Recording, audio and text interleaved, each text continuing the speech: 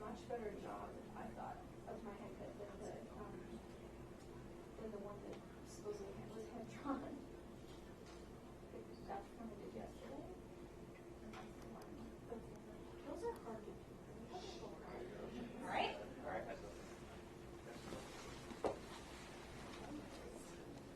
Good morning, everyone. Thank you for making the adjustment in terms of time. The House Democratic majority this year has passed approximately 400 bills and sent them to the Senate. Approximately 275 of those bills are bipartisan in nature. 100 bills have made it to the President's desk and been signed into law. We have passed legislation to lower health care costs, to drive down the high price of life-saving prescription drugs, to protect people with pre-existing conditions, to increase pay for everyday Americans by raising the minimum wage to $15 per hour, to address more than 1 million dreamers who are Americans and contributing to their community and deserve to remain. We've passed legislation to reauthorize the Violence Against Women's Act, to provide equal pay for equal work in terms of paycheck fairness regardless of gender. This week we will pass legislation to fully fund the government and to invest in domestic program after domestic program after domestic program to benefit working families, middle class folks, and senior citizens. We will also pass the United States-Mexico-Canada trade agreement consistent with our commitment to the American worker and to organize labor, and to do it in a way that has the overwhelming support of the labor movement in this country for the first time in history. We've kept our promise to the American people that we would fight for everyday Americans consistent with our For the People agenda.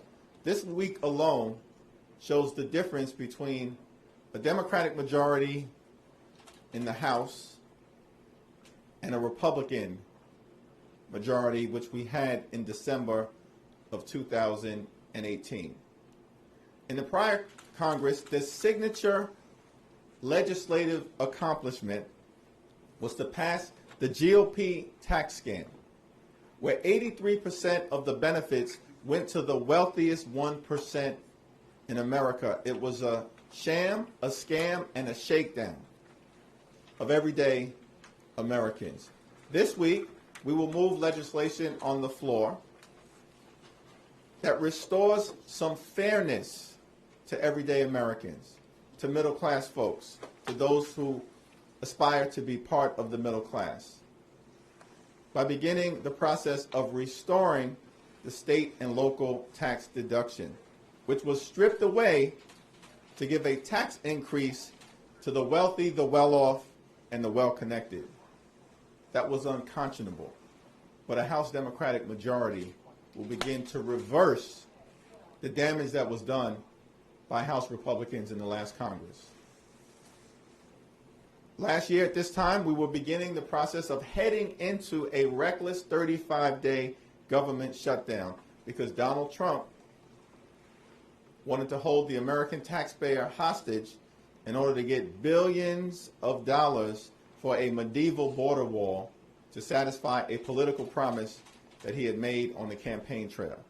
And we stopped him from doing it. This year, under a Democratic majority, we are fully funding the government.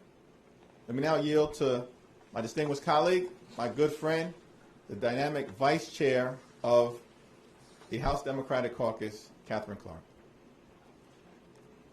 Thank you, Mr. Chairman. I feel like because I'm always second, I never get to introduce you as our dynamic chairman. So I will take that moment today.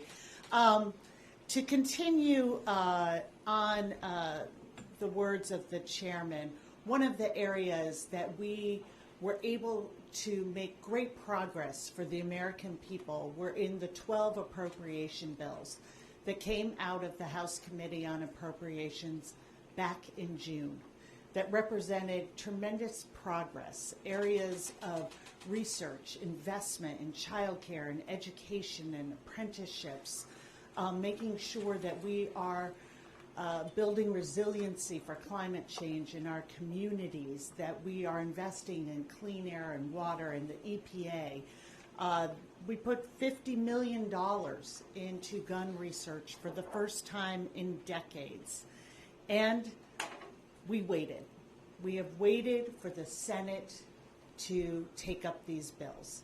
It caused a CR back in the fall, and today we stand here with an agreement with many of the priorities of the House captured, but with still work to do. Some of the highlights are, for the first time, the House has been able to secure $425 million to help states protect their elections.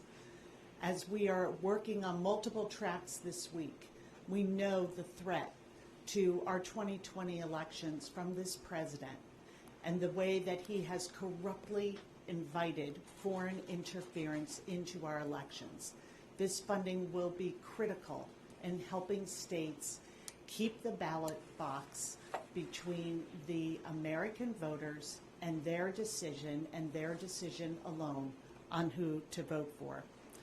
There's also $25 million for gun research, which is, again, the first time in decades that we are going to be able to research how we can prevent gun violence in this country. And as we just sadly commemorated the 7-year anniversary of Newtown, it is way past time that we start making this investment. And two of the key bills that are being held up by the Senate are two bills we passed back in February around expanding universal background checks and making sure that the loophole for background checks that allowed the Charleston shooter to get his gun illegally is closed once and for all. We've also included over $7.5 billion for the census, which is going to be critical as we go forward to make sure that everyone is counted and make sure that we have the full count that is necessary, that states are counting on for their federal funding. And there is a $9 billion, which is over $200 million increase for the EPA to try and protect our clean air and clean water. We know how the impacts of climate change, and we know the impacts of this administration that is trying to roll back protections that are so vital for how we address this crisis. There's a $1.1 billion increase in child care that is going to enable the children of this country to get the best start that they can. And we know if we have kids reading at grade level by 3rd grade, that is a game changer for them and opens up opportunity throughout their lives. We didn't get everything that we wanted. These were difficult negotiations with the administration and with the Republican-led Senate.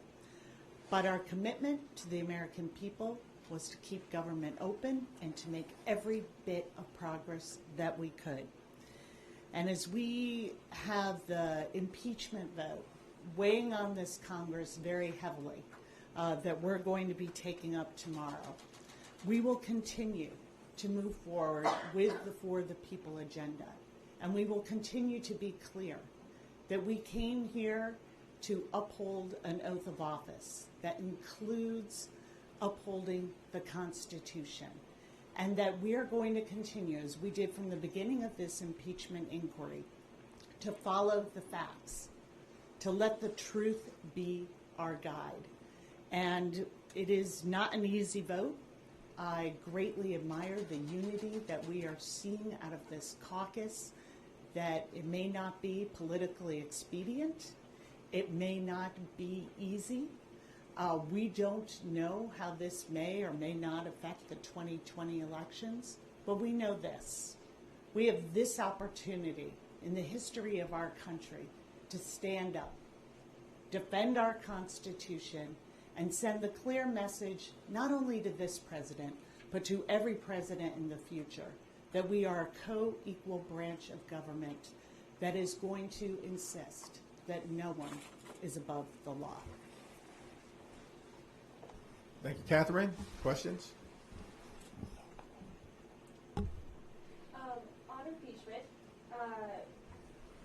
the polls coming out show the American people actually do believe the case that you guys laid out, the facts, they agree. But the poll numbers show that the country is still pretty much evenly split, if not leaning towards against impeachment. What is the Democratic response to this? Given that you guys are going to be voting on this in 24 hours. Well, we're a 50-50 country divided on a whole host of issues, and we've decided to proceed based on our constitutional responsibility in terms of the president's abuse of power, which continues to hide in plain sight. In fact, the president's abuse of power is a constitutional crime in progress. Over the last few days, Rudolph Giuliani, the president's political henchman, returned from the Ukraine to continue the out-of-control effort to acquire dirt on a political opponent, which has been reviewed, is at the heart of the Trump-Ukraine scandal. The polling numbers that I've seen, most recently from Fox News, have suggested that more Americans support the effort to hold the president accountable by impeachment and removal than are against it. In fact, in one poll, I believe it was a 15-point split in an otherwise evenly divided nation. But we're not concerned with poll numbers. We're not concerned with the political implications. We're not concerned with the impact on the 2020 election. We're concerned with the Constitution. We're concerned with abuse of power. We're concerned with the undermining of our national security. And we're concerned with the effort by Donald Trump to corrupt our free and fair elections. You were talking about the GOP tax bill. Why aren't you concerned about the risk it could pose to the majority if you do want to pass these other items in the Democratic agenda? It seems like losing the majority could prevent future. Today, we're going to fully fund the government consistent with our responsibility, including constitutionally, the House of Representatives through the origination clause as the preeminent institution to allocate taxpayer dollars. Today, we will fund the government. Tomorrow, we will hold the president accountable. On Thursday, we will pass a historically progressive trade agreement. The business of the people has continued. Last week, we passed the National Defense Authorization Act that includes paid family medical leave for millions of federal workers and military families for the first time in American history, that will lay the foundation to do so much more. And so we are continuing with the business of the people, but we do have this responsibility to hold an out-of-control president accountable. We're not going to shirk from that constitutional responsibility, but the center of gravity for the House Democratic Caucus will remain getting things done for everyday Americans. I yield to Catherine. We don't know politically where this is going to land us, whether it will be a threat to the majority or whether it won't. But there's no choice here. What we have is a constitutional crisis. What we have is a president who keeps telling us exactly what he did and what he will do in the future, and we have to believe him. Back in June, he said he would take political dirt from a foreign government again, and no, he wouldn't let the FBI know. We all know his call with the famous line, "Do us a favor, though," where he was willing to sell out the integrity of our elections willing to sell out our national security, willing to sell out a country that desperately needed our help in a war that Russia is waging on them for political dirt. Then he took to the microphones on the South Lawn and he said, yeah, you know, we should investigate in Ukraine and China should investigate my political opponents too. Then we had Mick Mulvaney say we should all just get over it. Corruption is just the way it goes in this administration. And then just this past weekend, we have Rudy Giuliani saying, yes, we had to get rid of the ambassador, Yovanovitch, because she was going to stand in the way of our corrupt investigations. There has been a lot of talk and a lot of action in Ukraine on corruption from this administration, but it doesn't come from the Ukrainian government. It comes from the White House and this president and those who are enabling him. So there are certain points. I was co-chair of the Red to Blue program last year, traveled the country, and everywhere I went, there were people who had never voted for Democrats before, and one of the unifying themes was, we've got to get corruption out of our own government. Return the voice to the people.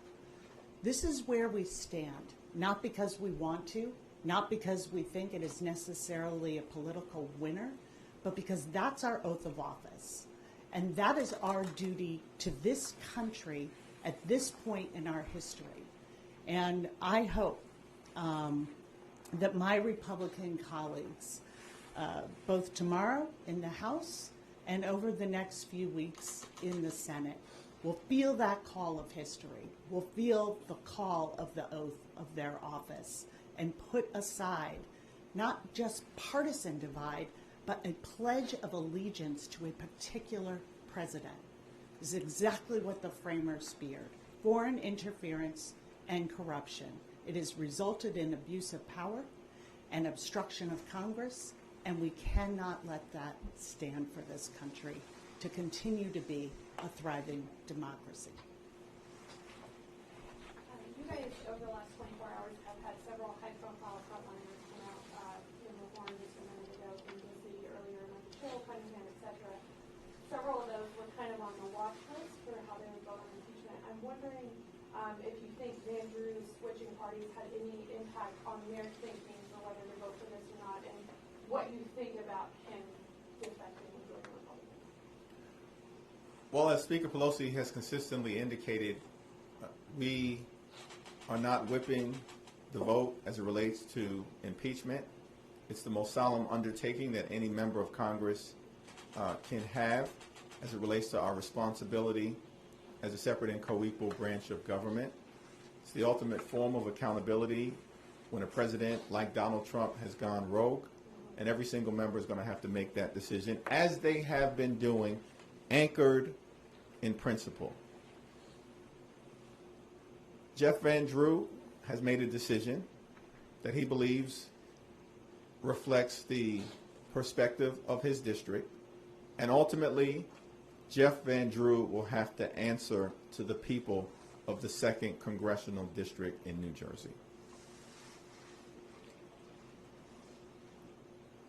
Any other questions? Thank you.